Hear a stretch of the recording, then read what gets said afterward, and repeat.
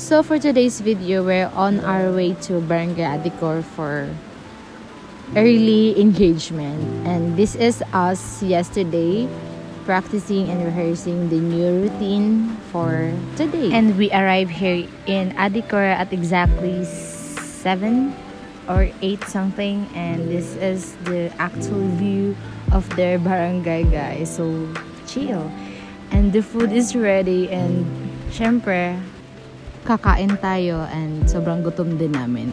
And guys, ikaduha na line na mo na sayo, nakasayo na may nga time. So while waiting sa among second dance, nag-TikTok sa amin. And wala, libog ko ahan ako i-position akong camera. May bata nagdagandagan sa likod. Pero kana, nag-TikTok tag water. Bye tayo la. Hindi ko ba lumatwerk guys. Pasensyain ako ninyo. And this is our second dance guys. Actually, na nag-video sa mo from Adicor. And she is one of the parents sa among isa ka student during Pasunday 2023. And she was very proud watching us.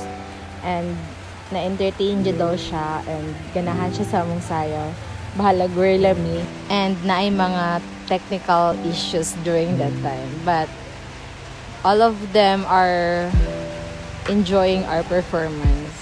So, mauto, pag humanan mong sayaw, syempre, manguli na po ni, kay naaman ni, mga responsibilities after ana, and mubalik na po ni actually guys, pagkagabi kay magkalingaw na po ni dito. So, lahi jud among sayaw sa morning, lahi po among sayaw pagkagabi. So, ikaduha mi mag-perform dito. So, power kayo, no? Grabe na mong energy ani. And then, this is John Lloyd, ang nag-drive kay si Kuya Carlo.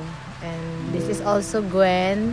She is also invited during that time. So, singer na siya, guys. Yan, lingaw kayo mi. Actually, wala ako nag-drive. Si Quaker lang akong gipa-drive kay Tokyo. So, maulan to, guys. Bye-bye!